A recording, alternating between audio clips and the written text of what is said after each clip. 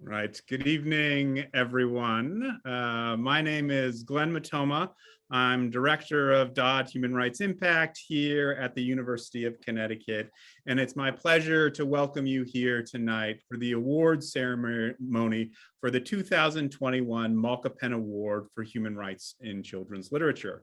I want to begin by acknowledging that the land on which the University of Connecticut is located is the historic and current territory of the Mohegan, the Mashantucket Pequot, the Eastern Pequot, the Schaghticoke, the Golden Hill Pagusset, Nipmuc, and Lenape peoples, who have stewarded this land throughout the generations. We thank them for their strength and resilience in protecting this land and aspire to uphold our responsibilities according to their examples.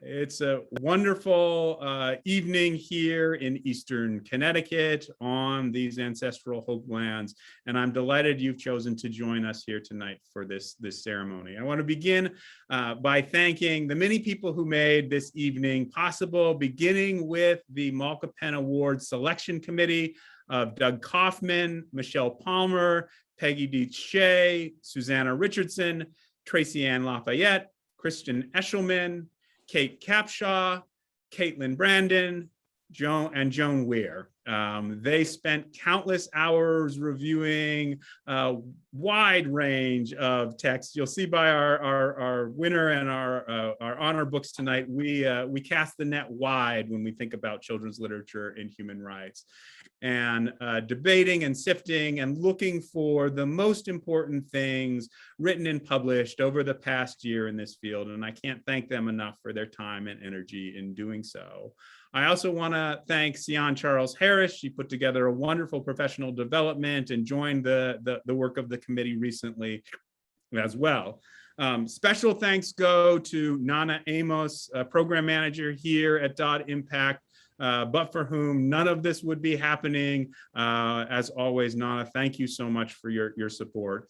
An extra special thanks to Elnara Klicheva, graduate assistant with Dodd Impact, and whose work with the Malka Penn award process has been absolutely spectacular and just essential to keeping us on track. Thank you so much, Elnara. And I'm excited. This year is a rebound year for the Malka Penn Award after a COVID hiatus. And it's the Malka Penn's award goals is to recognize works of literature for children that address human rights. It builds on our wider program in human rights education, as well as the strengths we have at the University of Connecticut in children's literature, particularly our archives and special collections, which houses the Northeast Children's Literature Collection. And this expresses the fundamental mission of Dodd Impact, which is to build a culture of human rights here at UConn, in Connecticut, and around the world. And we recognize human rights are as much about values as they are about laws, and are embodied in our arts as much as they are in our institutions. And I should say, you know, for me today, this is election day 2021, and it's never been more apparent that human rights are cultural and educational issues. From the Virginia's governor's race to local school board races all across this state and the country, it's clear that part of what is at stake on the ballot is whether we should be teaching the truth about our history and current reality. Whether there are quote unquote two sides to the Holocaust that should be presented to students, whether books like our winner tonight, This Is My America, should be banned from classrooms and school libraries for being quote divisive. It's clear that the stakes of what our young people read and engage in the classroom is high. And to me, at least, it is clear that our classrooms, as well as our courts, are places where the struggle for human rights is taking place. A little over 2 weeks ago, we were hosting, actually, we hosted President Joe Biden here at UConn at the dedication of the Dodd Center for Human Rights. And he said something that day that I think is important in this context, right? He was speaking about the legacy and ongoing significance, particularly of the Holocaust today. And he said, quote, "Today we know that our efforts to defend human rights around the world are stronger because we recognize our own historic challenges are part of that same fight. Leading by example," he said, means not pretending that our history has been perfect, but demonstrating how strong nations speak honestly about the past and uphold the truth and strive to improve. I think the authors we recognize tonight speak honestly, and for that I am profoundly grateful. I think it's also important to note that these truths are sometimes spoken in works of fiction, in memoirs filled with allusions to myth and poetry, in joyous images, and in creative and striking designs. To me, this is a reminder that communicating and understanding the truth often requires more than just a familiarity with the facts. It requires empathy and imagination to make connections and integrate experiences that are different from our own, to find new ways of seeing the world, seeing ourselves in the world, and seeing a shared world. I also note that almost exactly 2 years ago today, we gave our other prize, the Dodd Prize, to Bryan Stevenson and the Equal Justice Initiative for precisely their work speaking honestly about the past, and in particular, the legacies of genocide and slavery as they manifest in our contemporary criminal justice system. And they also exemplified the impulse, I think, to restorative and transformative justice that can redeem not only individuals, but perhaps a whole society. It was an inspirational night, and I'm delighted that our winner tonight, Kim Johnson, was also inspired by Bryan Stevenson and drew inspiration for one of her characters, even Stephen Jones, in her amazing book, This Is My America.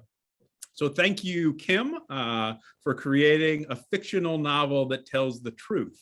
And it's a truth not only about the injustices that we face, but also the kind of courageous action that is required to transform them. So for that, I'm very grateful for our honoree tonight.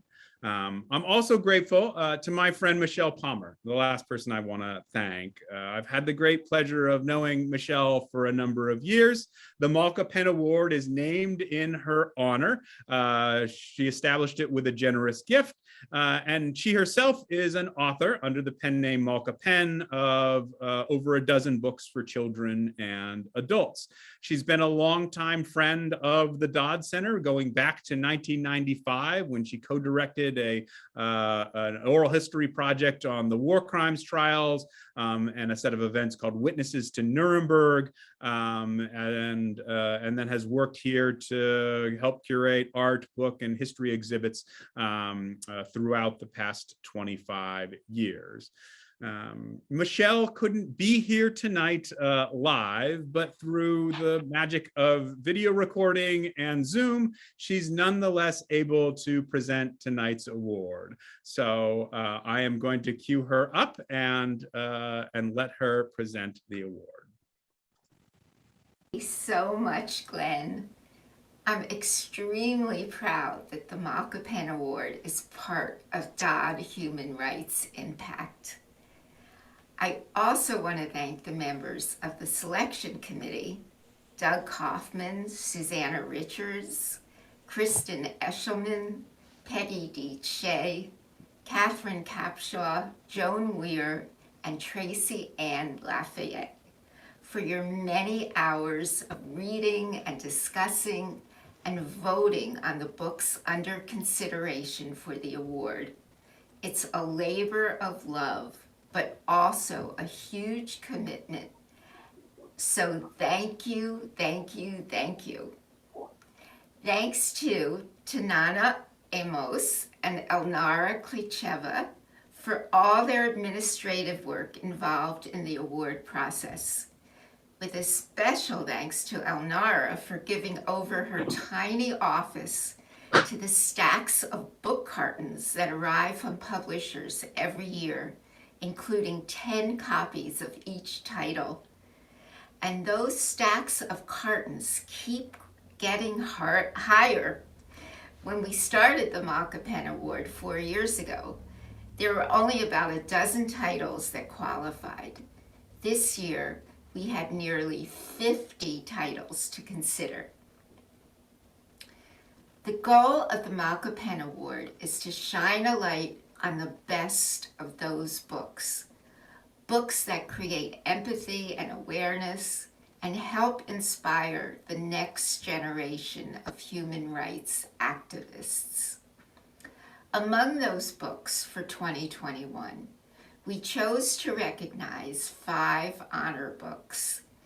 They are Everything Sad is Untrue by Daniel Naari, Dear Justice by Nick Stone, Mexique by Marie Jose Ferrada, Nana Akua Goes to School by Tricia Elam Walker, and Stand Up, Speak Up by Andrew Joyner. We're delighted to have 4 of those authors and publishers here tonight, one all the way from Australia. And now I'm thrilled to introduce the winner of the Malka Penn Award for Human Rights in Children's Literature, Kim Johnson, for her timely and compelling debut novel, This Is My America, an exploration of racism within the American justice system. Like the main character in her story, Kim was also an activist in high school, and she continues to be one today, as well as a college administrator and a mentor to young Black leaders. On behalf of everyone here and all the future activists around the world, join me, please, in congratulating Kim Johnson for receiving the Malka Penn Award for This Is My America. You can't hear it, Kim, but it's a raucous round of applause resonating through. I heard it. Yes, Zoomverse. Yes. Thank you. Thank you so much. I just want to thank everyone who was involved in coordinating this, especially during this time where I know that there's so much going on in everyone's lives.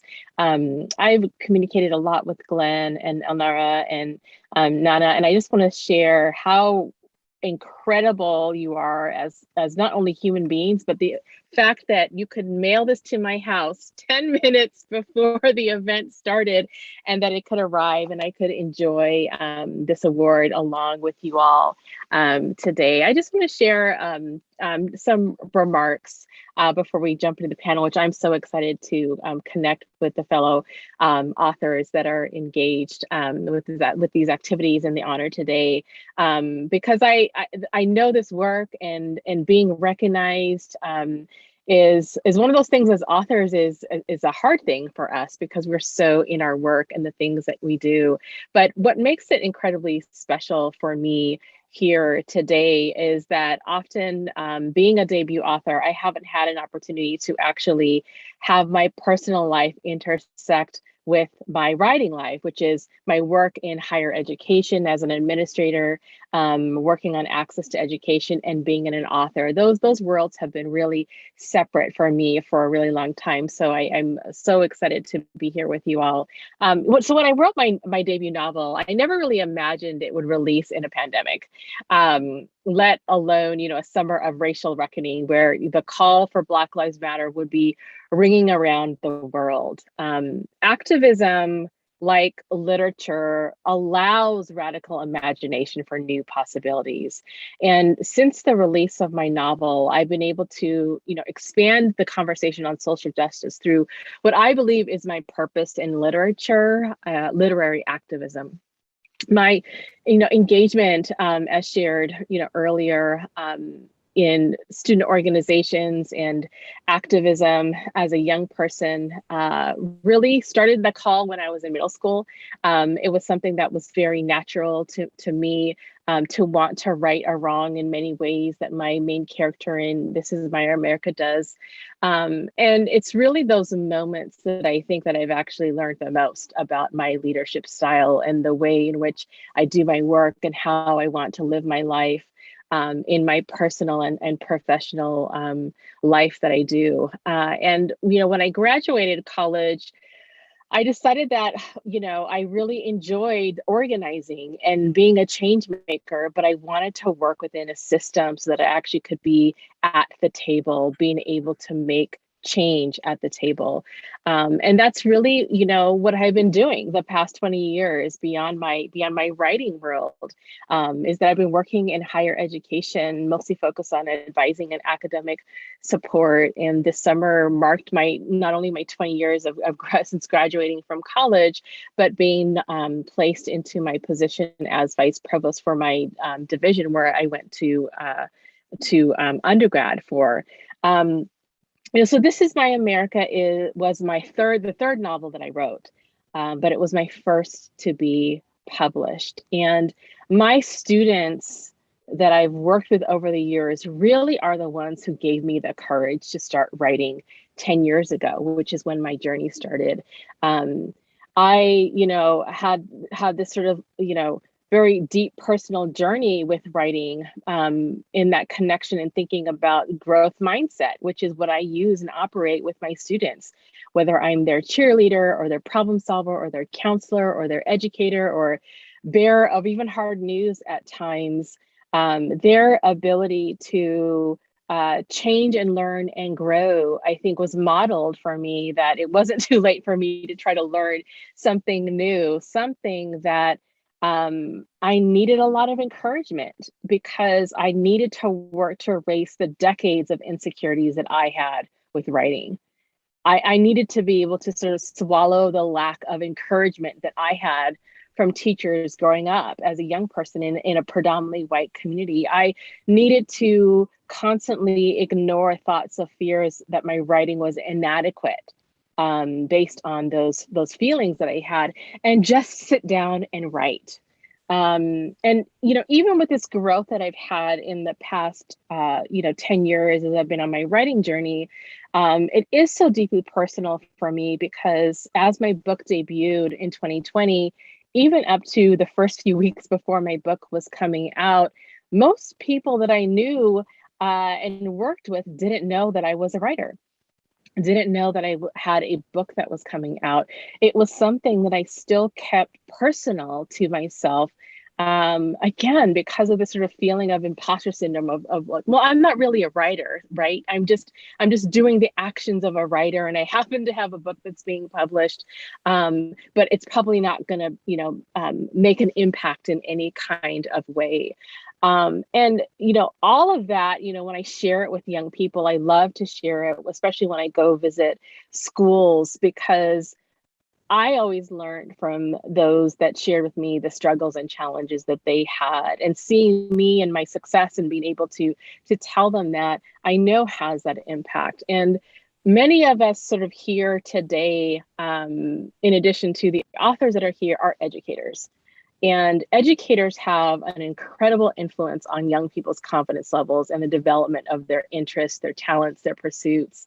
My journey was riddled with not only sort of the impact of the larger society about what I watched or what I read in magazines or saw in commercials, or all those things that influenced my perceptions, but the people and peers and people who were supposed to be my champions around me had, often narrow paths where I wasn't included in the things that, could have potentially, brought writing to me much earlier, in my life.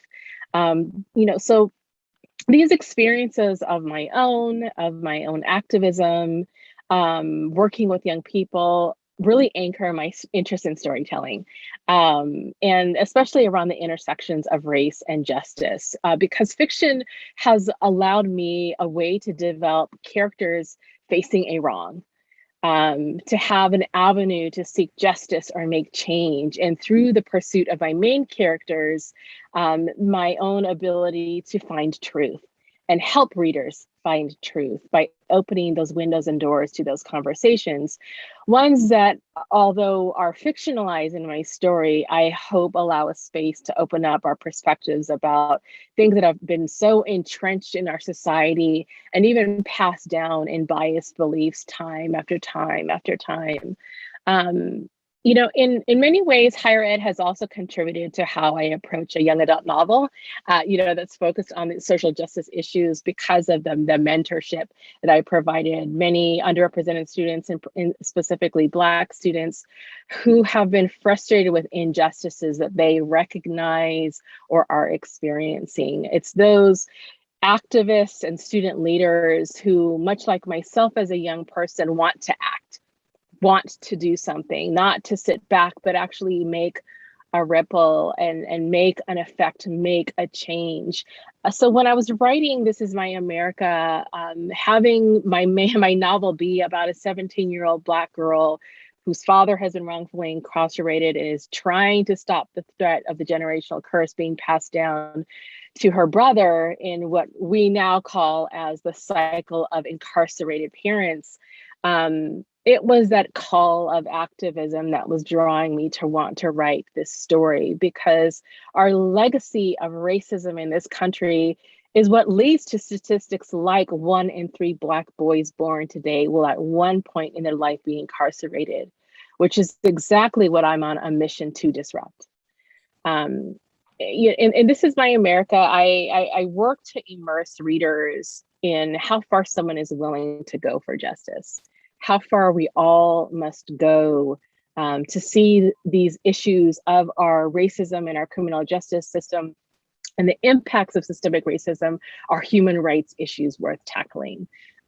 Through, my main character, her embarking in not only activism, but sort of detective voyeurism to solve the mystery behind not only her father's case, but her brother's. It's a story that also talks about family and a diverse community, humanizing the way in which we look at other people who either represent us or are across the aisle from us in many ways.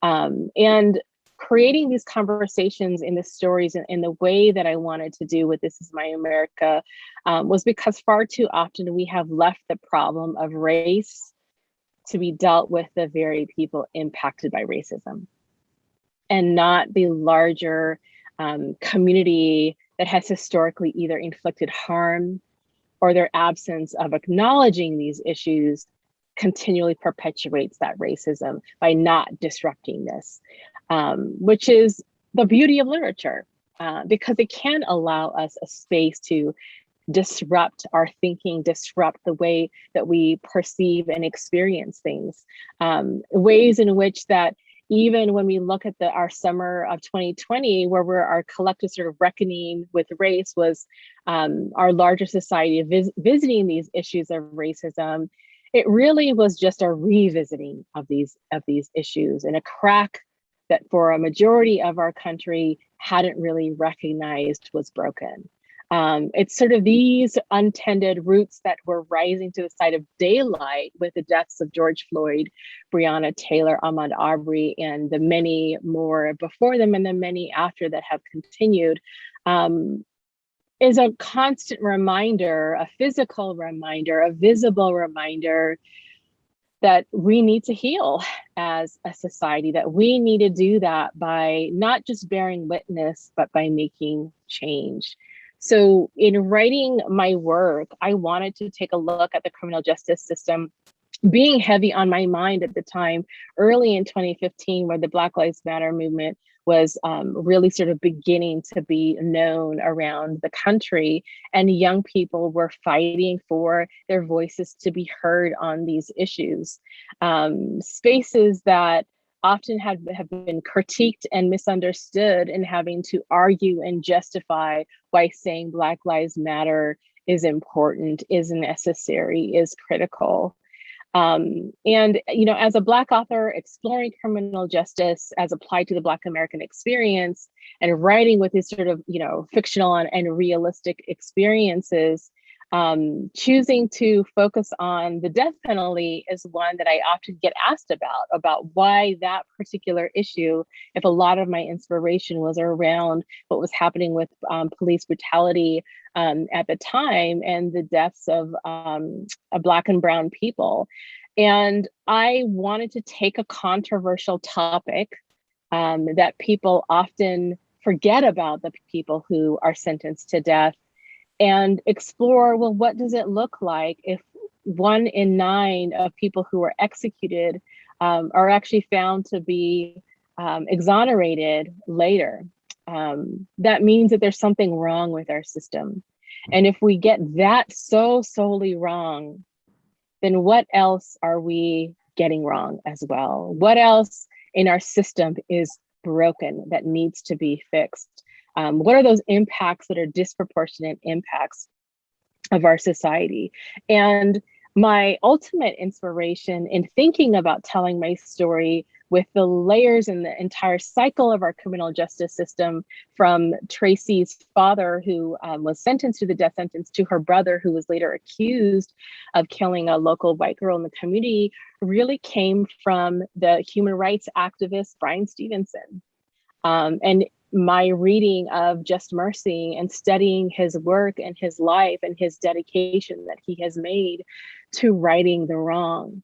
And in reading his work, I couldn't help but think about the silent families doing the time along with their convicted family members, and the injustices that they faced that often were going unheard, much like the call for Black Lives Matter was going unheard.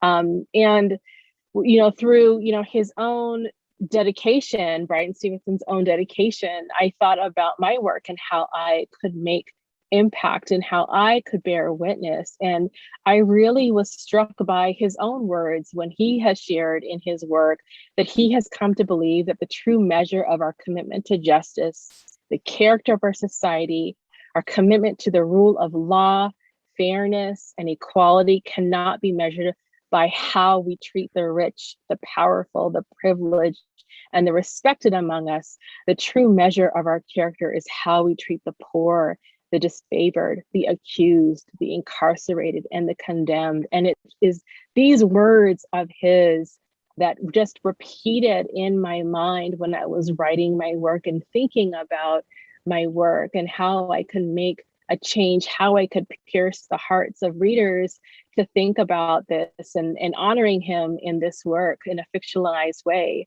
And while, you know, I see this as an issue of criminal justice, there are commonalities within our own educational system when we think about injustice, where students with similar backgrounds can have very different outcomes based on their own identities, whether it's approaches of behavioral or conduct concerns, who gets a pass, a warning, an expulsion, who has access to privilege of their parents who help them navigate our bureaucracies, and those that don't know the language to help them move through a system, one that was not designed for their success, which ones are boys being boys and which ones have coded language of adulthood, which ones should get second chances and which ones that we lose all hope with. I see this in my daily work about how we make these decisions as educators in our educational system, who gets left behind. And it is those continued Black, Brown, and poor people who are the people who experience those impacts. I also thought a lot about justice and continue to think about, well, what does justice mean with the themes of my novel? And when I talk to schools all around the country virtually, which is mostly what I've been doing, I've been asking students about what does justice mean to them, and whether they're an all-white community, an intermixed, diverse community, or an all-Black community that I'm speaking to, without fail, with every walk of life that they're coming from, background and ideology, they are all saying the same things about what justice means. They are saying fairness, equality, impartiality, honesty, integrity. Yet when we apply justice and talk about justice, people might be coming from different perspectives. And I go back to my faux mentor, because I haven't met him yet, with Bryan Stevenson. I've been using his words now when I talk about justice, in trying to ground the conversations with my work, and sharing how Bryan Stevenson defines justice, where he defines justice as when you can identify injustice, when you can identify inequality and unfairness, and you confront that, then in my mind, you are doing justice. You are doing something corrective to the abuse of power that is at the heart of injustice, to the bigotry and bias that is often at the heart of injustice. And I think about this as a way for us to move the needle in thinking about our work, much like the work of thinking about racism and being anti-racist, that just by adjusting our language, thinking about the action that's oriented to actually make change, of not just being an observer of something or recognizing something is wrong, but actually taking action, actively seeking ways, which is much of the call of justice. When we think about Black Lives Matter, or all of our communities that we have shared our stories, with you all today, when we get to the panel, is all of those experiences applied in different ways. We can literally make change when we impact those communities. It's our institutions, it's our environments, it's within us that we can make this change, because the act of white supremacy deeply embedded in our roots, that's threaded in our flag, the ground that we live on, the schools and systems and the policies that govern us, the inequities that stem from these sort of ugly beliefs, we actually can make that change. That we as a collective, we as a country, that we as those that want to invoke fairness, breed justice, that we can be a part of this work, that we are a society that can take on these challenges, that we can build our future next generation so that they are believing that they can be different than we were before. And I truly believe that that's the power of literature, that it affords us those opportunities to see we are more similar than we are different. That a novel can lead to a conversation, a book, a story can lead to a conversation, that we can shape a character like my main character, or many of the characters that are on our panel today, our writers who write about them, that young people can start to see themselves and see other people in different ways. That they can also see that you can be an activist, unapologetic, relentless, and determined, and be a lead character in a story. That literature can allow us to expose those communities that have been unheard, that we can address common themes, address burning issues, injustices, all in the way where a narrative can pierce our hearts. So I just want to thank you so much for this time, for all the work, for this space, and discussing making equity at the sort of center of our lives when we think about human rights issues, that we can all become inspired to innovate and create new possibilities and futures. Thank you so much. Again, a raucous Zoomiverse applause breakout. Thank you so much, Kim, and congratulations. I do want to invite our other authors to the Zoom stage. If you want to turn your cameras on. Kim, you've given us a lot to dig into in your remarks. I love some of the lines about the beauty of literature is its ability to disrupt thinking in profound ways. and that it's often not just about bearing witness, but also about making change. And I think we all share the fandom of Brian Stevenson. His words still resonate here 2 years later. But I do want to welcome to the other authors and publishers to the stage now to join us in a conversation. And I want to invite as well the audience. We're gonna start the discussion here in a minute, and we'd like a little later on in the program to get to some of your questions for any of our folks here. So if you have them, please use the Q&A function in your Zoom app. It's a little one with the two little speech bubbles. You click on there, you type your question in, and we're going to try and get to as many of those as possible. And I encourage you to go ahead and put those in as we're talking as well. So thank you again. And so joining us now, and I'll be very brief because we're going to again leverage the assets of Zoom.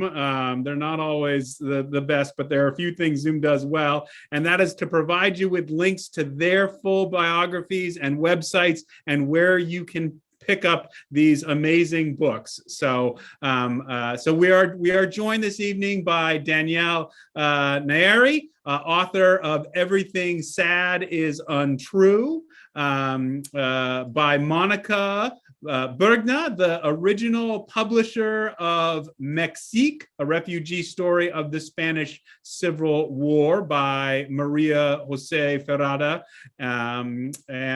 Andrew Joyner, the author and illustrator of Stand Up, Speak Up, and Tricia Elam Walker, author of Nana Akua Goes to School. And it's our absolute delight to have all of you here this evening. So we're calling this panel discussion Windows, Mirrors, and Doors, and it's those are metaphors that are oftentimes applied when we think about literature and its use in the classroom, right?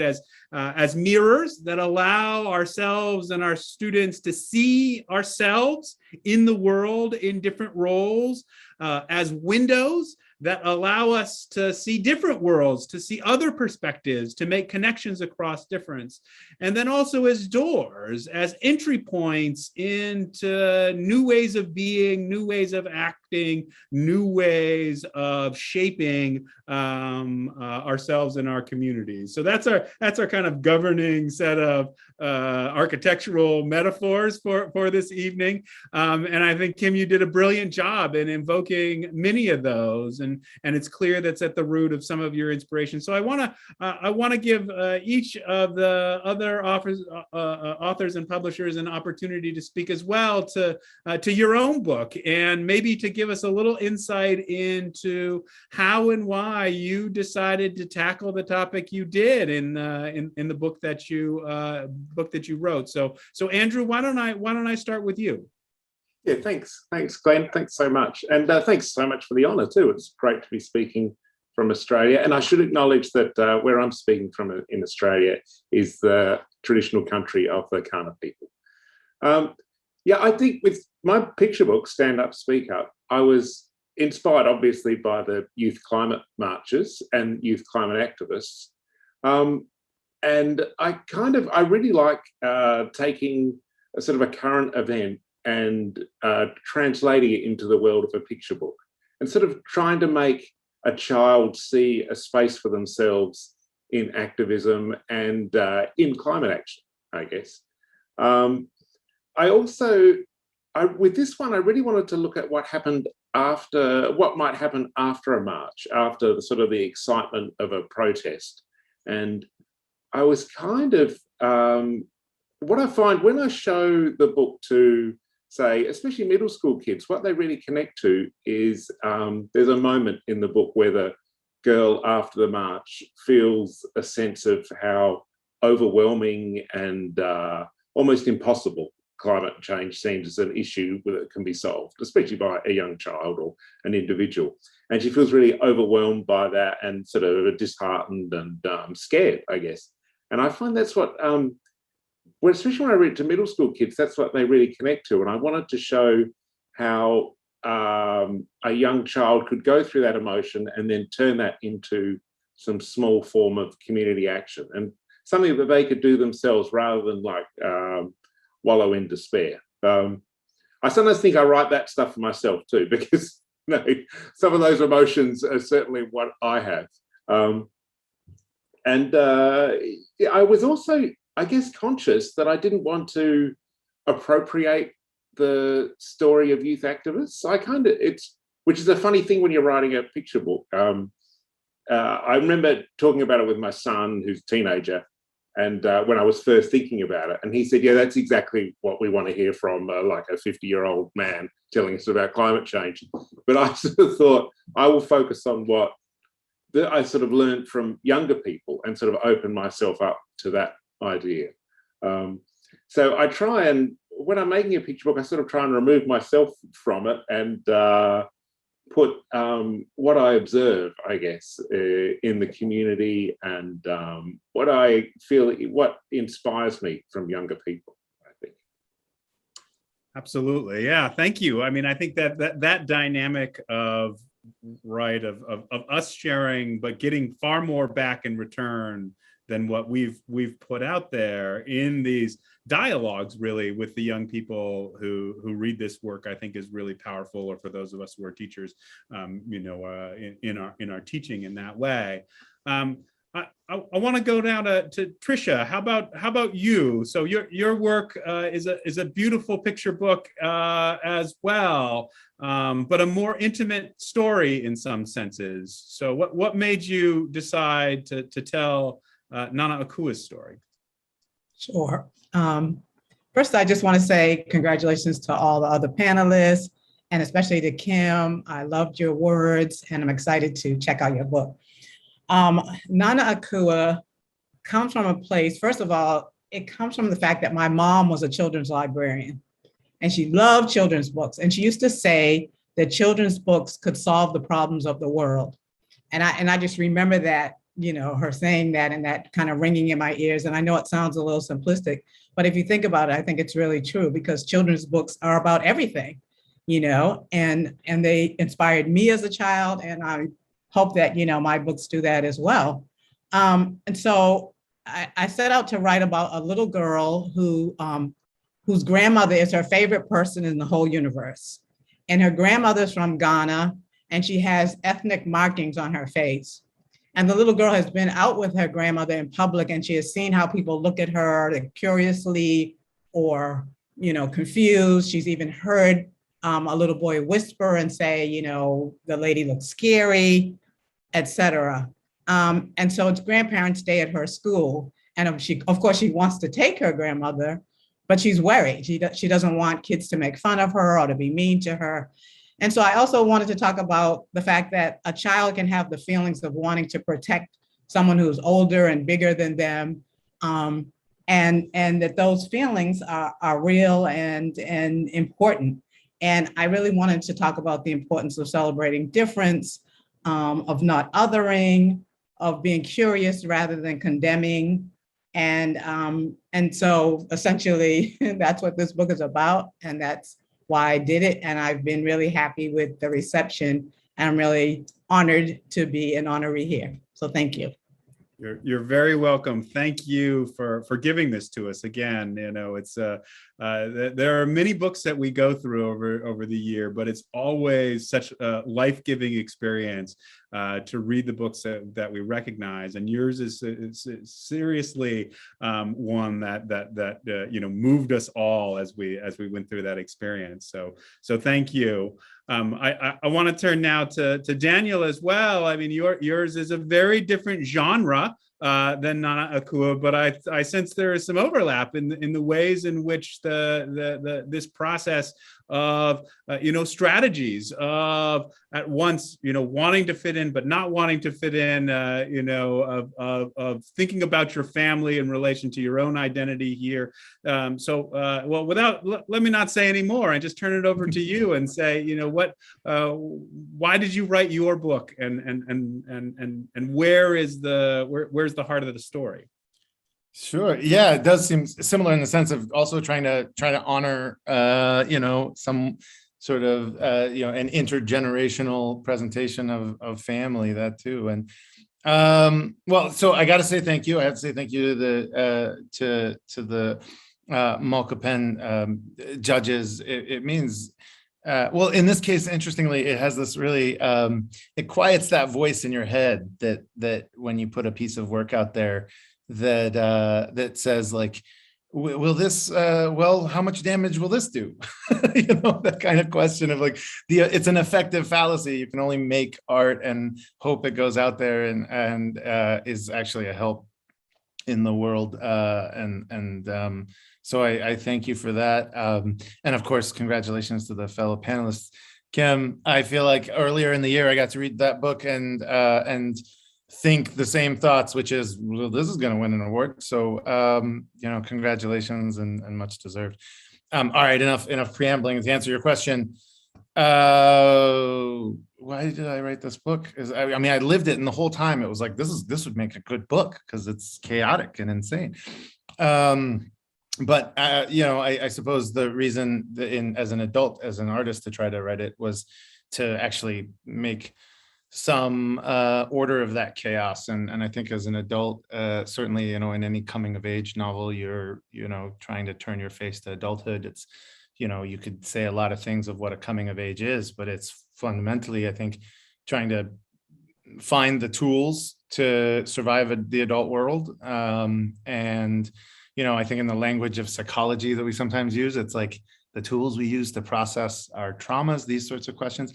And in the genre I'm in, the sort of, tale of immigrant woe genre, which is what my friends used to jokingly call my book as I was working on it this whole time, was, you can sort of fall into these odd intersections that, we've discussed, where you're almost making a tourism of your own culture, or you're getting the details wrong, or you're taking up a position as a spokesperson of your culture to a different one. Who is the audience? These kinds of questions all arise. And so in a lot of ways, I wrote it, I think, and I wrote it very much from the perspective of a 12-year-old. It is quickly, for lots of folks who haven't read it, it's an autobiographical fiction of a young boy who has come to Oklahoma as a refugee from Iran, and he's trying to explain his life to the kids in his class.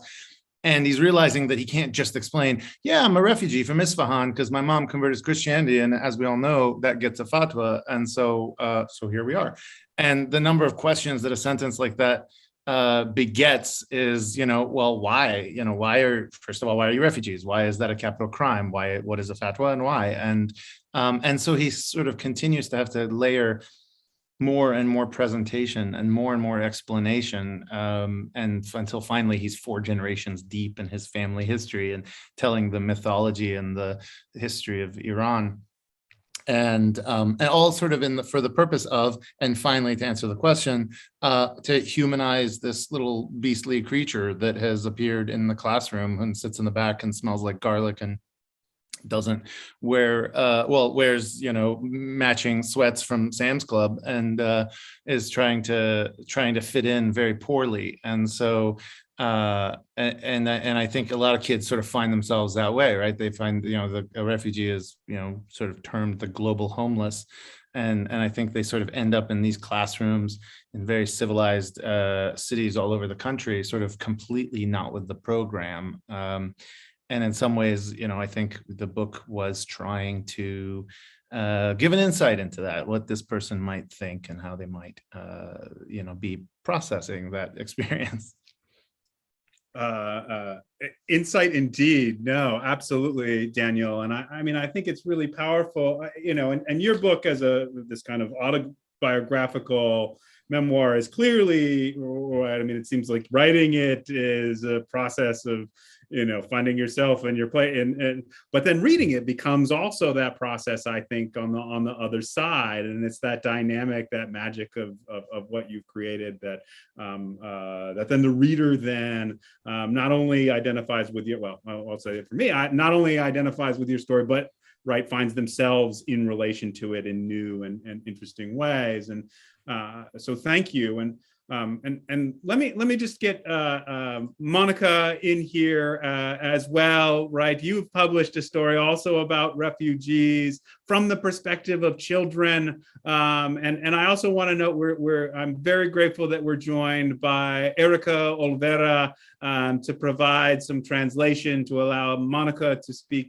Spanish as she wishes, but then also our audience to interact. So please, Monica, tell us why this story in this way. Well, thank you very much for the invitation, and thank a lot for all the panelists to be here. Congratulations, and thank you for the judge. We are very, very honored to be here. I don't speak a good English, so I'm going to ask Erika to help me, okay?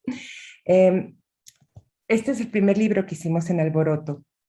Alboroto es una editorial que nació con conciencia. Hemos decidido hacer libros, sobre todo libros de integración, libros que permitan a todo tipo de lectores acercarse a la lectura. Erika, are you there? Yes, of course. Now well, you. Monica says that Mexique is the very first book that was published by Alboroto, and the publishing house was born with the intention of being a publishing house with consciousness and to talk about some topics that are really meaningful to all of us. Okay. No queremos hacer lectores, queremos hacer ciudadanos. We don't want to make readers, we want to make citizens. Que es muy diferente. Y en ese sentido, decidimos tratar de entender cuáles son los temas que teníamos que abordar para tratar de mejorar como seres humanos. Y uno de ellos, por supuesto, es la empatía. Así que hemos hecho libros sobre el exilio, que es este caso, sobre la dictadura, pero también sobre libros para ciegos y libros hoy en día justamente del sistema venezolano que habla de los caminantes.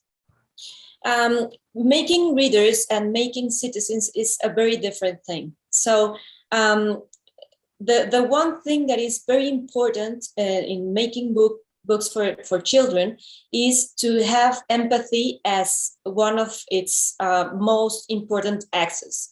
So Alboroto is really concerned in publishing books about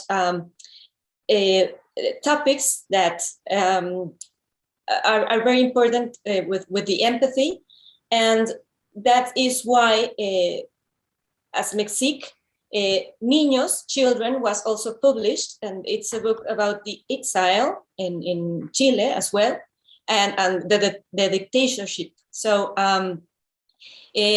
also we are very concerned in publishing books for people that are unable visually speaking. So that is. Cada libro es muy especial, y este en especial nació desde mi infancia, porque es la verdadera historia de mi profesor, del director de mi escuela. This book is very important for Monica because since she was a girl in her school, this is the story about the headmaster of where she studied. Él nos contó cómo es que él vivía durante la Guerra Civil Española y por qué razón tuvo que emigrar a México en este barco que se llama Mexique. En ese barco iban muchos otros niños y ninguno de ellos sabía que se venía a quedar para siempre. Well, this is a story about him and how he was forced to leave his country, Spain, and he has to come to Mexico in this ship called Mexique, and that is also the name of the book. And those children that weren't really conscious about they were about to leave their country forever. Era un viaje de vacaciones It was a vacation trip, y se convirtió su futuro. and it became its future. Okay. Cuando le propuse a María José de escribir sobre este libro, ella dijo que ya no podía escribir sobre un tema que no conocía. Sin embargo, cuando conversamos, entendimos que no era la historia de ese niño, era la historia de cualquier niño que de alguna manera tiene que dejar su país para migrar por un exilio. When she talked to Maria Jose, she said she wasn't feeling able to write about a book of a topic that she really didn't know as well. So Monica and Maria Jose talked a little bit and were clear that they were going to tell the story not about one kid or one child that has lived this whole process, but about the children, any child in the world that could live such a process as a migrant. Esta es la historia de un niño, esta es la historia de un barco, esta de los muchos barcos de los cuales ya el mar ha perdido la cuenta. This is a story about a child, about a ship, and that the sea has already lost the count of how many they are. Thank you.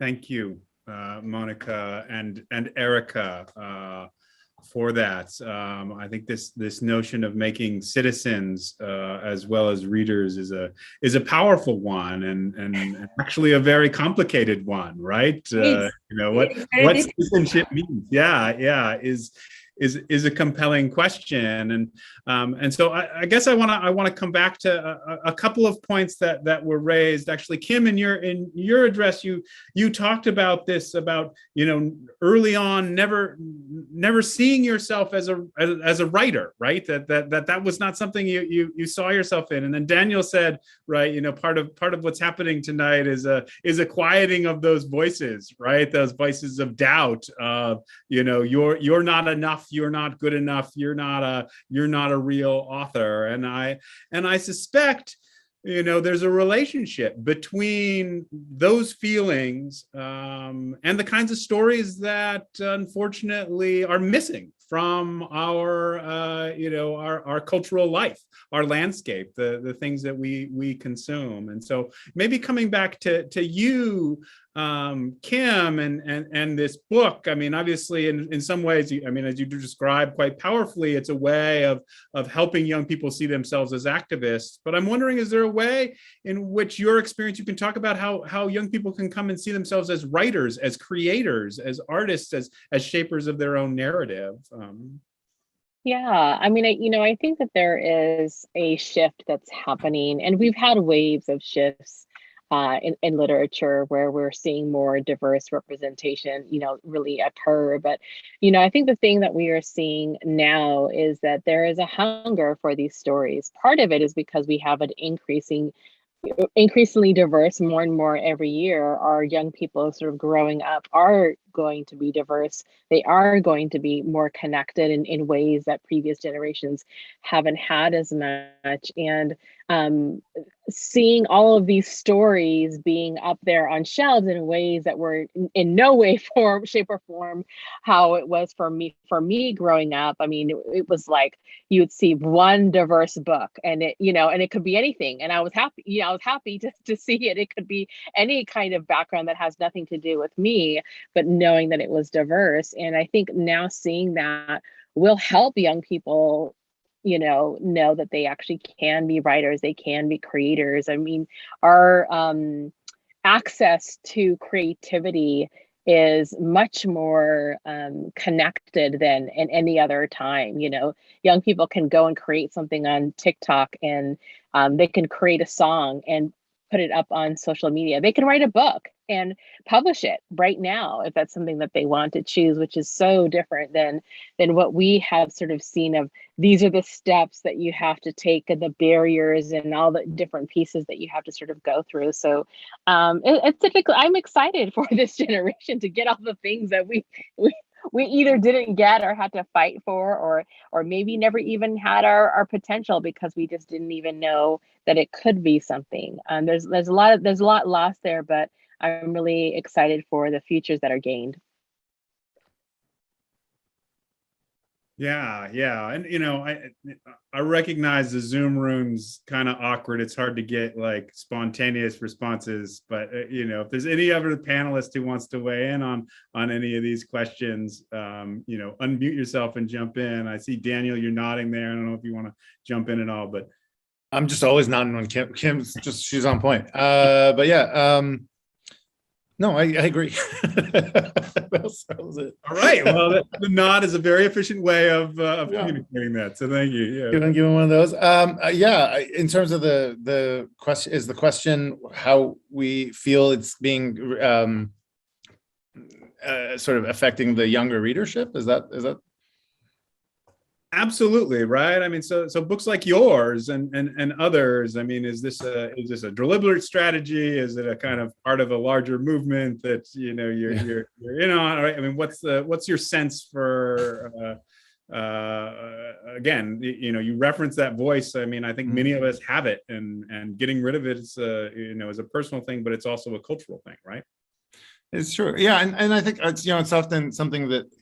As adults, we can get hung up on as well. But I love watching kids sort of navigate, the architecture that we put up for them sometimes, so like, I think a lot about the kid. There's a type of kid that the narrator and, my book is called Everything Sad is Untrue. And the type of kid is like, you meet them a lot in waiting rooms, like of bureaucracies, because I was sort of raised in like the embassy waiting rooms in some ways. And they're very shy, you're very sort of reserved. And then if you make a joke, you could meet them in like your dentist's office, right?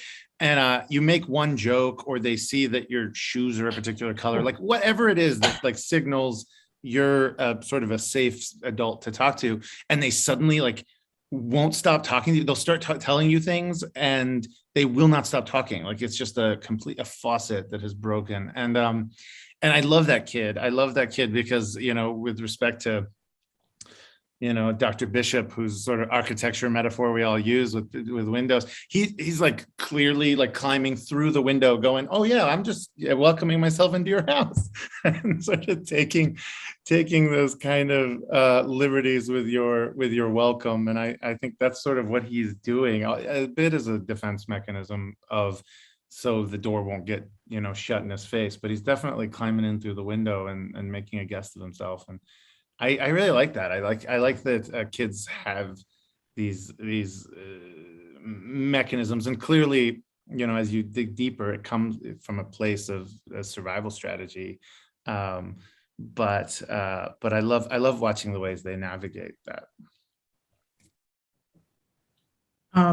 I just wanted to add to Kim's point. I was thinking about the fact that there is this richness of diverse literature, and thinking back when I grew up, there was absolutely none, because that was in like the 50s and 60s.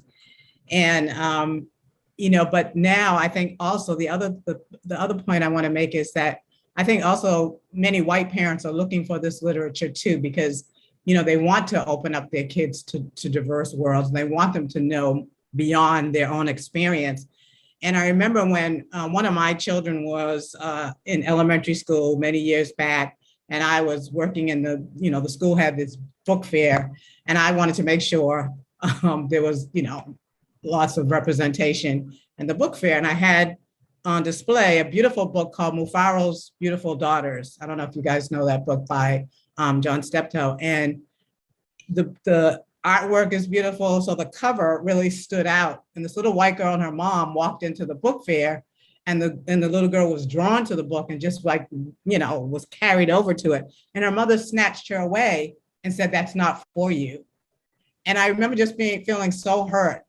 But I didn't, I didn't know what to say at that moment. I was just really shocked. And so I'm glad to see that, that's getting better, that people are actually looking for these kinds of books. And I've been to a lot of Zoom virtual, book events with a lot of white parents who want these books, are hungry for these books for their children too. And I'm happy about that as well. Yeah, I was just going to add that, like, responding to that, I feel like as an illustrator, that diversity has brought so much energy to illustration, like having a whole range of, as Tricia was mentioning, like different visual elements. And I often think as an illustrator, when I'm, just walking down a city street, I wish I could, or visiting a classroom, I wish I could put that sort of diversity in my illustrations. And that's sort of what I aim for.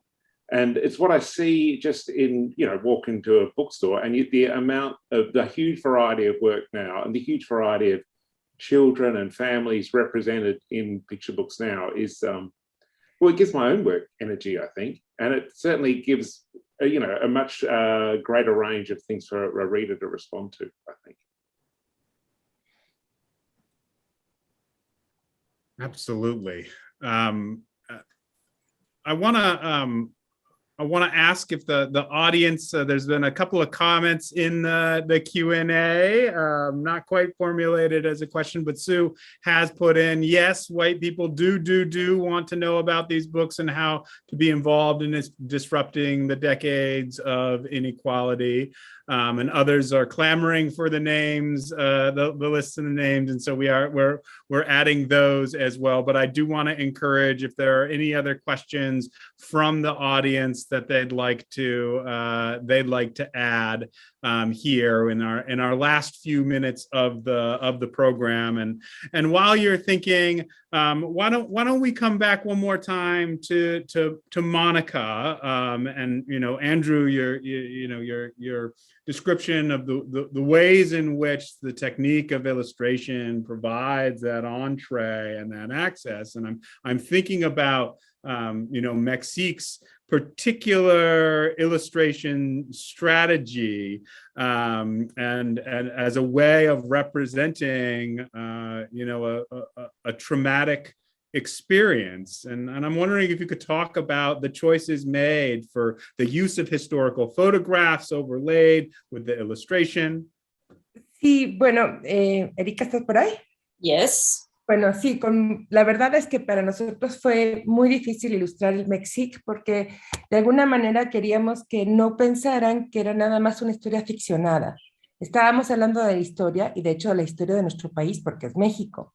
Entonces estuve recuperando todas las fotos históricas de ese viaje. Conseguí la foto de todos y cada uno de los niños que estaban en ese barco.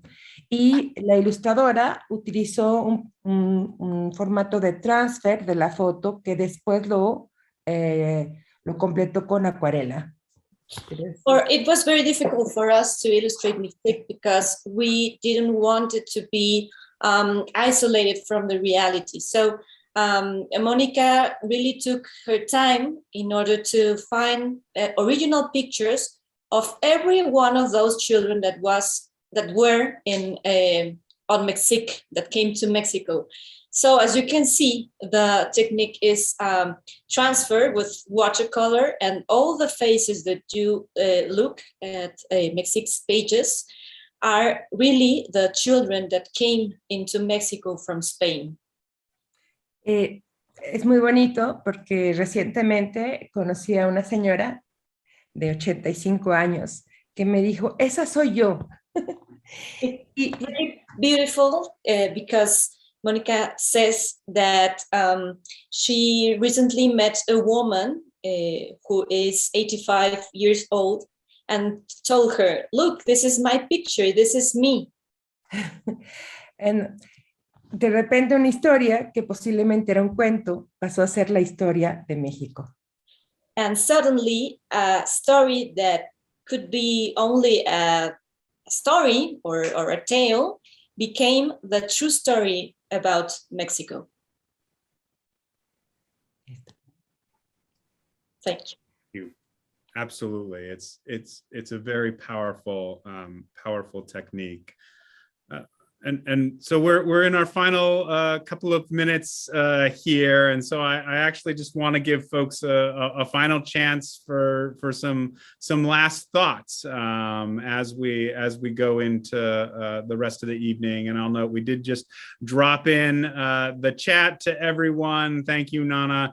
Once again, the authors, their books, and their links, and we're desperately encouraging you all to seek them out, find them, and to read them. So just to go around for one final round, and I'll start with Andrew. I know you've got an appointment too, and so I'll give you first crack at this in case you've got to drop off. And that's right. Thank you, Glenn. Well, my final thoughts is just like a real thrill to be honoured this way. And I just, coming from Australia, it's really nice to be connected globally to all of you.